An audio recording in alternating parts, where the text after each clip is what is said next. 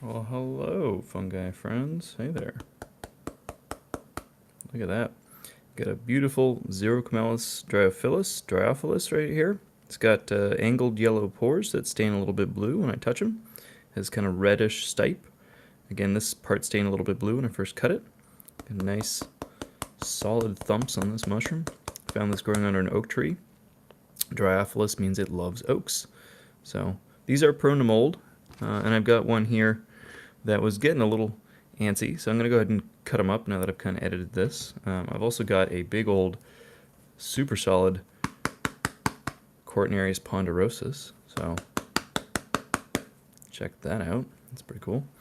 I've got a few of these agarics, and these are similar to like a portobello or a button mushroom you get in the store. They have kind of like pink gills that turn brown as they age, and brown spores. And these are pretty good. As long as they don't turn yellow or smell like phenol, then you've probably got a safe agaric. So I'm going to try cooking these up because they looked nice, and they might be tasty. So a couple of agarics. And then I've got the beautiful matsutake, one of these highly regarded, revered edible mushrooms around the world. Super solid taps. I'm not going to cook these tonight, but I'm glad I found a few. It's nice to find them here in Napa and not just be reliant on the season on the coast, because, you know, when they stop fruiting on the coast, then I don't get to see them for a whole nother year. But if they're fruiting up in Napa, then I get another round of matsutake, and I'm excited about that. So I'm going to do a really quick peel on this beautiful Cortinarius ponderosus before I start cooking.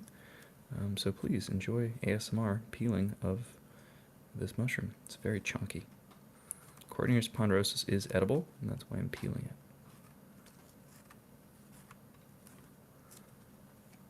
it. Alright. It's also very dirty when I found it. It's part of the reason I'm peeling it.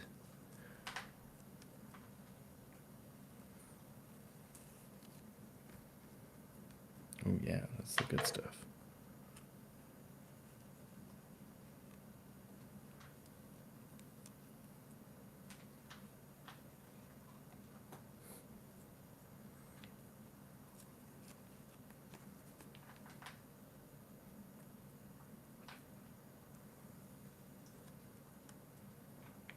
And the top is so sticky. Pretty cool to do this. It's very satisfying. Ooh, there's a nice big piece. Oh yeah. Oh. Damn it.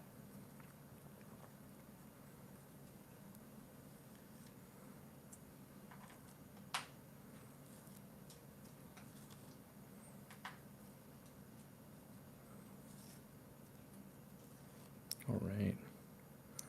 Peel off all that weird sticky brown stuff on the cap. So I get that all off. I'll use a knife to get the rest off.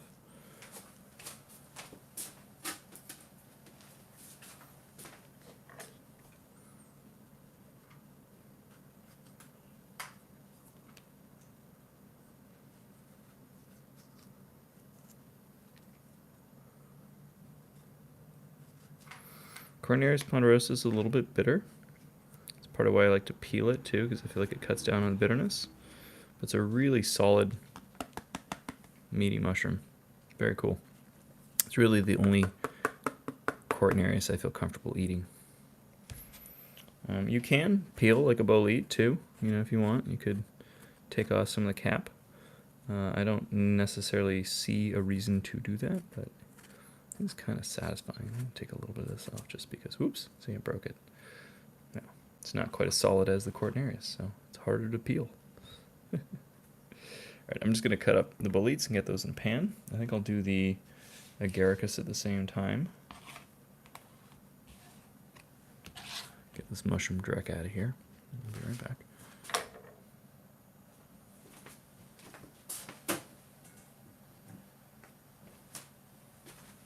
I would be remiss if I didn't show off the huge bowl of beautiful Hericium coralloides that I have here too. So check that out.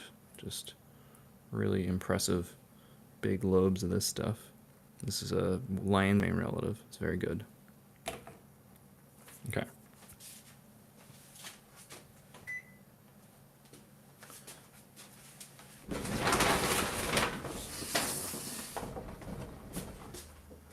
I'm going to bring you guys over here where you can see the stove a little bit better.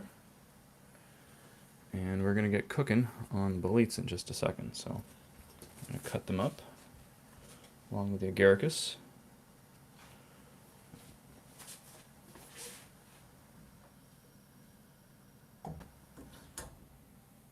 Okay.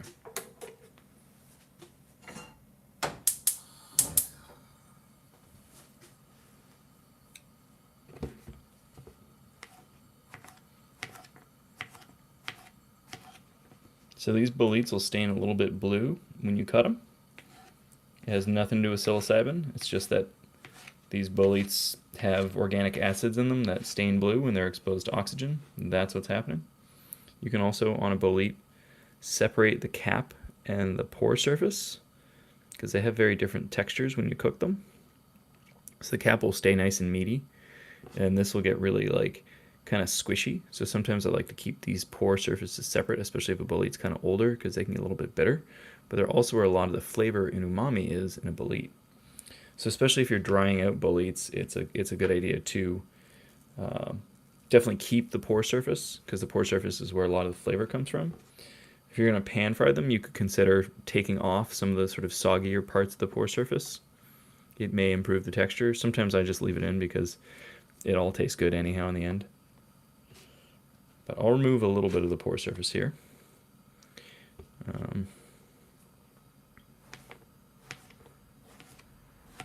Yeah, these are pretty mushrooms. I know for a fact that Xerocomellus doesn't have great meaty texture, but these are such like large and solid iterations of Xerocomellus. I'm hoping that it'll at least hang on to some of its beautiful texture. So I'm going to let this just sit for a second, because you may see this start to turn blue a bit, which is kind of a cool reaction. You can see a little bit of this is turning blue over here. So it sort of sporadically stains blue.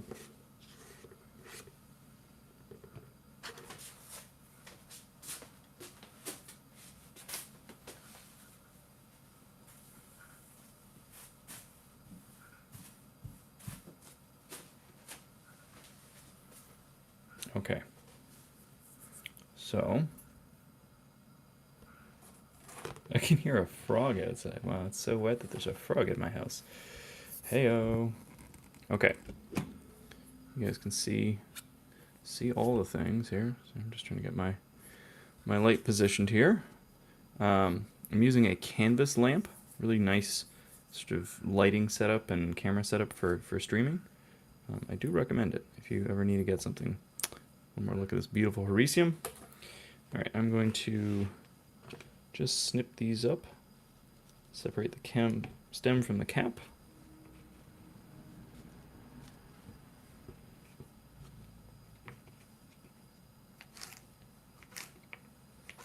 Okay, just across the stems. Try to keep them whole if you can. Ooh. They're kind of brittle, so if you don't cut through them carefully, they'll shred.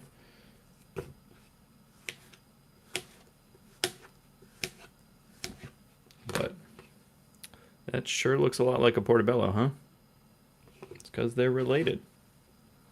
It's important with wild agaricus to cook them, though.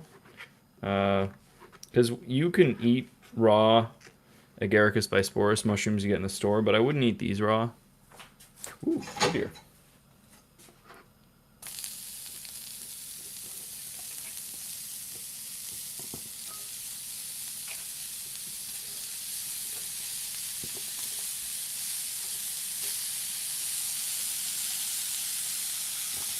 I had it sitting on the stove.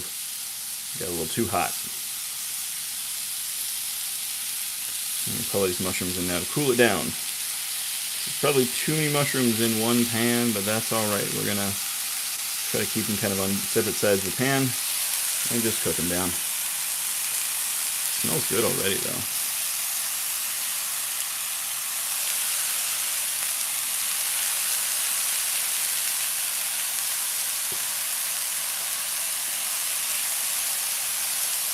Take a look at that. All right, we're gonna go back to the stove.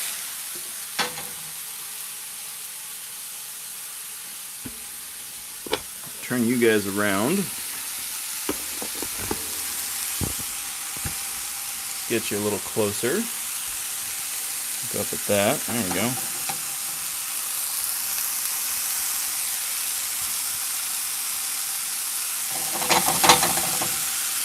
Put a little sprinkle of salt on here. Start drawing the moisture out.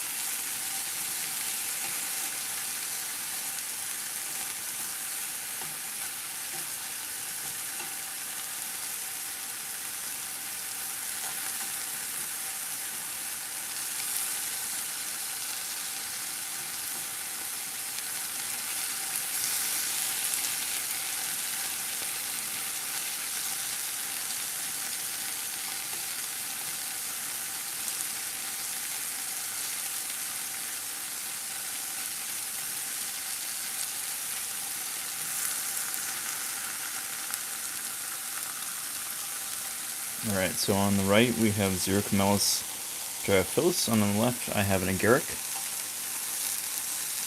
Kind of like a portobello kind of mushroom, but a wild one.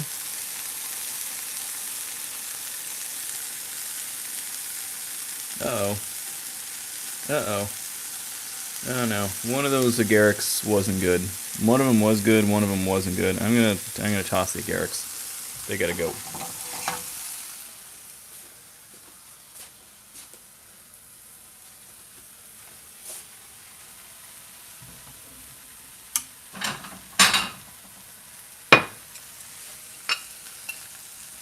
Yeah, once I started cooking up the agarics, one of them was what I thought it was, the other one wasn't. I made a mistake. I'm not gonna play with a mistake. No, no, no. So what I could see there was that the agarics were turning yellow. One of them that I put in there was turning a little bit yellow, and that's not a good sign. The other thing that really tipped me off, I can't really see the yellow color that well, but I can smell phenol. And this is part of why I don't usually eat agarics, because I'm not good enough at IDing them to usually get them right. But usually as long as they don't stain yellow or smell like phenol, then you can eat them. But I think I got fooled by one that didn't really have the smell and didn't really turn yellow. But then as soon as I started cooking it, it didn't smell right. So I'm not going to try eating that. I got to do a 4A tomorrow. I don't want to get sick. This Xerocomellus dryophilus, I know I can eat this one. I've had this one several times before. So I'll just continue cooking this up. I do want to cook the Cortinarius. I gotta go to bed soon because I have to wake up and do a foray, like I said. But these are looking pretty nice, huh? Kind of attractive yellowy mushrooms. Pan's getting a little sticky. I'll put a bit of neutral oil in. Whoop. Just a little bit of neutral oil.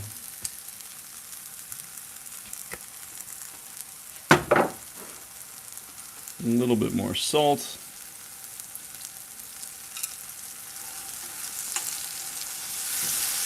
Try to put a little bit of color on these.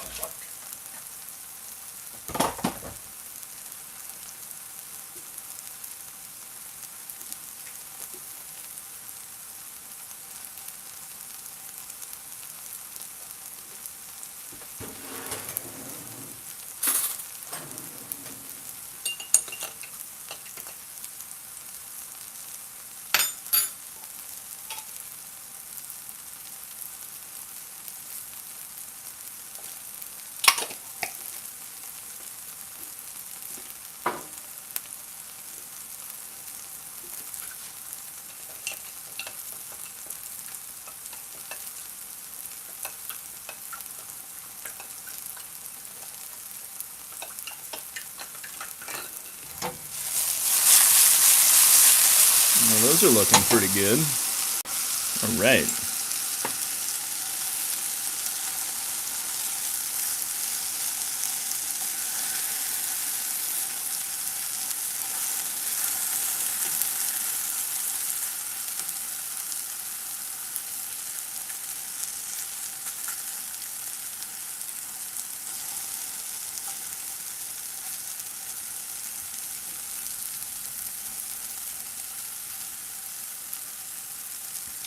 Okay, these are getting pretty close.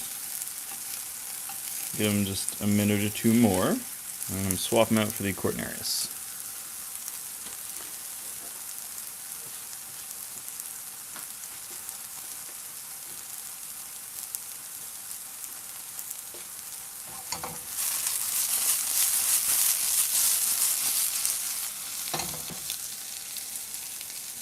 Should I try one of these? Nice little piece of stem here.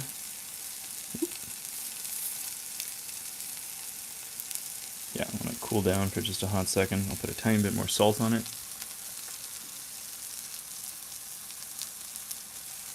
Mushrooms are a lot like potatoes in that they can take a lot of salt, and they taste better with a little bit of salt. Helps hide any weird flavors or bitterness that might be on a mushroom too.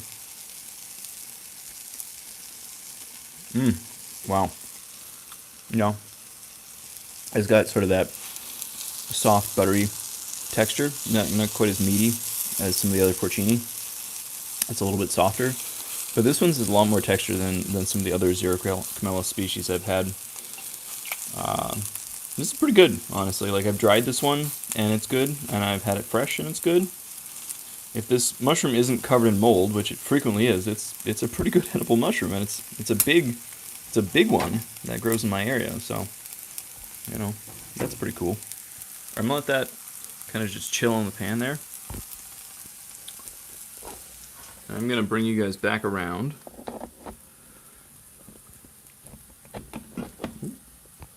Settle that back down. Again, here's our matsutake. Here's our Cortinarius. Here's our beautiful Hericium. So I'm going to go ahead, cut up this little Cortinarius ponderosus, and we're going to cook this up. So it's also an edible mushroom. I'm going to start by kind of cutting the stem off, and similar, I'm going to go across the stem, kind of create nice sections like that of the stem. And I think for the cap, I'll just do slices across, probably aim for 1/4 inch, maybe a little thicker, maybe a little thinner on some.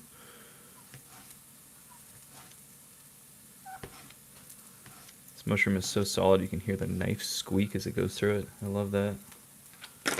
So there's a nice cross section.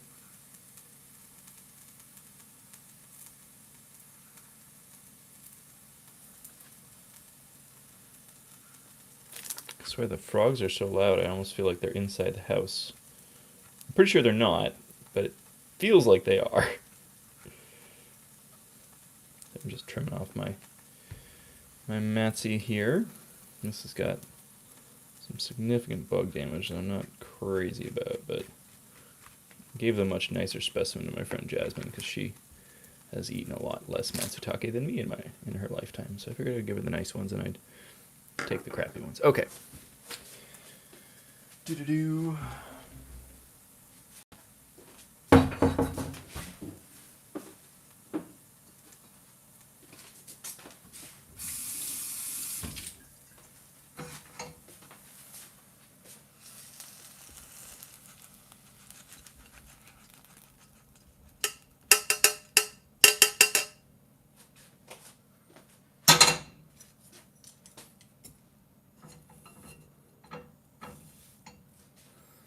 Okay, so here's our Xerocomellus dryophilus. Try a nice big caramelized chunk here. Kind of floppy, but it looks pretty good. One more little pinch of salt over the top here. Get these all seasoned up. There you go. Nice piece of Xerocomellus dryophilus. Crispy on the edge. Sweet and buttery in the middle. It's not super meaty. It's almost like really loose, warm Jello when you start chewing into it, but it's very pleasant, and the crispy golden edges are really, really nice. This tastes super good. I didn't actually put any butter in here. I just used like peanut oil, neutral peanut oil, but it tastes super buttery, and that's the mushroom. That's cool.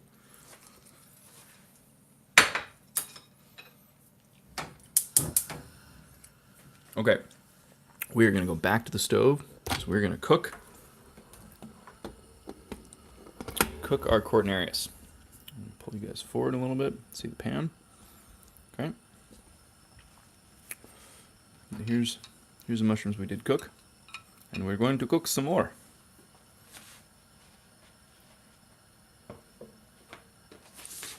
So put these little rounds of the stem in. And we'll start laying out our pieces of the cap.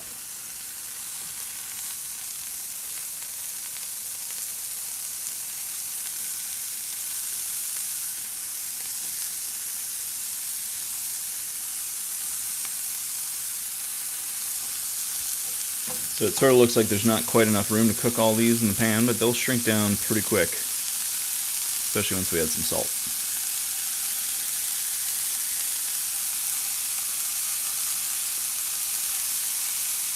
So this is my pretty standard mushroom cooking practice. I put them in dry over sort of medium to medium-high heat, and then I throw a little salt, and I'll just let them kind of cook all the water out, however much is there. Some species have more, some have less. Chanterelles tend to be really, really wet, depending on whether your mushrooms are like cultivated or wild. The wild ones that have been out in the rain are going to be a lot wetter than the ones that were grown in a farm, in a container kind of thing. So, you just kind of got to learn mushroom by mushroom how much cooking needs to happen to cook the water out before you can add your fat. Because if you add your fat to cook them, before you cook the water out, then it kind of locks the water into the mushroom, and you get this really slippery texture. And a lot of people don't like that slippery texture. So, if you don't like slippery mushrooms, I suggest you try what I'm doing right now, which is called a dry saute. So I'm cooking it without any oil or butter here. I'm trying to cook all the water out. You can really see it steaming like crazy. And that's good. We want it to steam. We want it to be really hot and wet. Once it all cooks out, then we can focus on getting it nice and brown. Because we'll brown it when we put the fat in, but we don't want to put the fat in yet because we've got to cook the water out. Get it?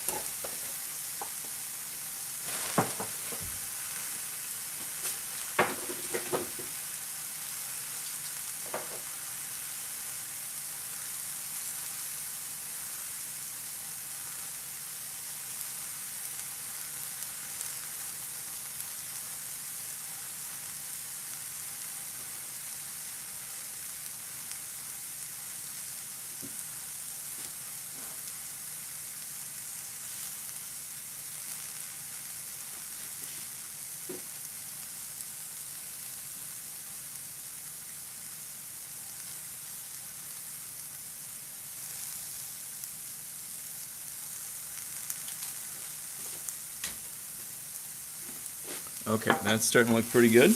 Oh, they're just starting to stick a little bit, so I'm going to turn the heat down. And now is a good time to add a little bit of oil or butter. Yeah, now they're starting to get nice and brown, but they need to get lubed up.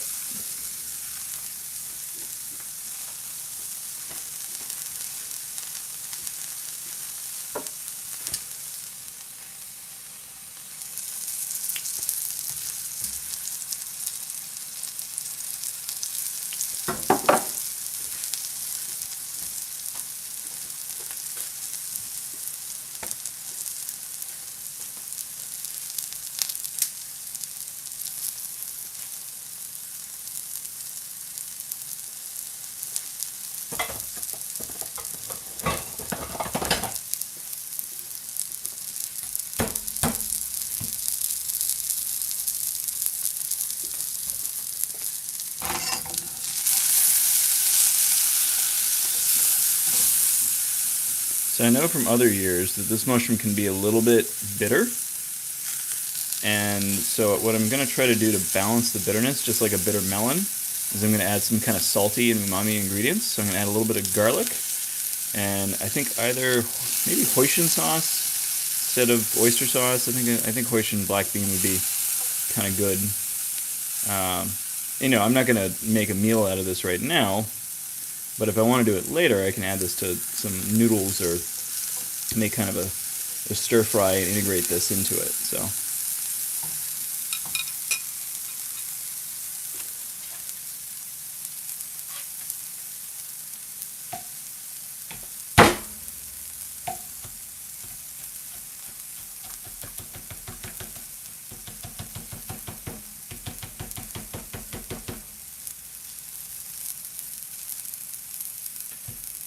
So I gotta be careful because this is really hot. So if I add the garlic, it'll burn almost right away. So I'm gonna get everything ready to pull this off.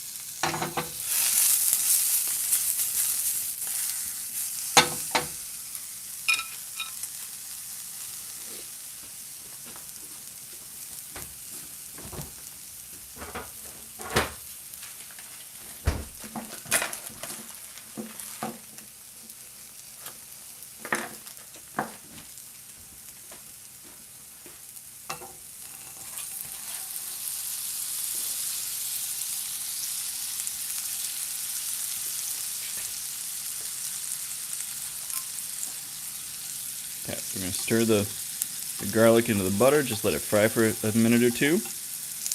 Try to get all these mushrooms kind of around so they get a little taste of that garlicky butterness. Yeah. Yes.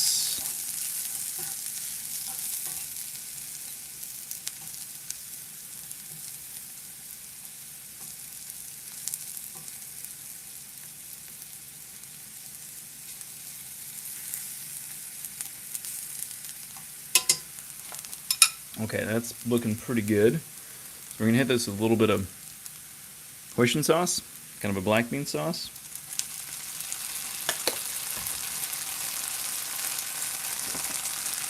Maybe just like a tiny splash of water. Kind of get this all working together. Turn it into a sauce. And I want to cut the heat before the sugar really has a chance to burn.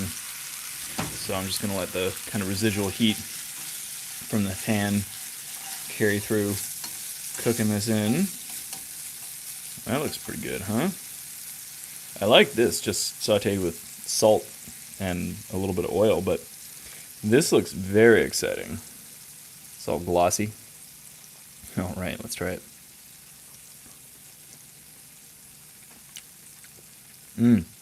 The stem is very meaty. It still has some of that bitterness, but it's interesting. It's definitely modified by the garlic and the hoisin sauce. I think the sweetness of it makes it a lot more palatable. There's almost like a spice element to this. There's nothing in hoisin sauce or this mushroom that would be spicy, but there is something that's like just vaguely spicy. It's kind of cool.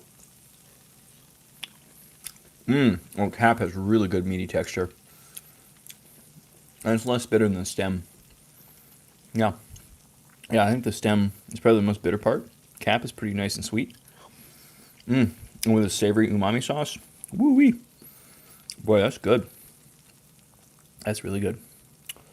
Yeah, it still has like just a very faint bitter aftertaste. Way less bitter than the bitter melon. And pretty interesting. Wow. Try that mushroom. Soak up a little bit of sauce. One of these Xerocomellus. Let's try that out. Glistening, glossy Xerocomellus.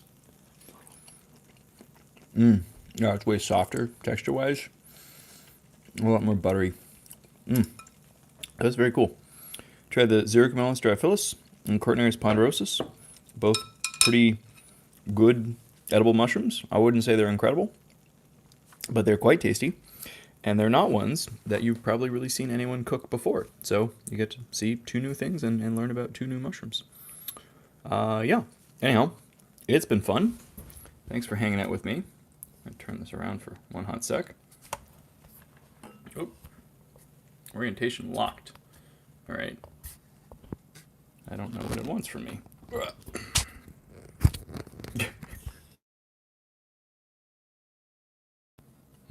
Okay. That's weird. Anyhow, nope. Okay, we're on this. Bye, guys. I'm going to take off. It's been fun. Been real. Adios. Much love to you all.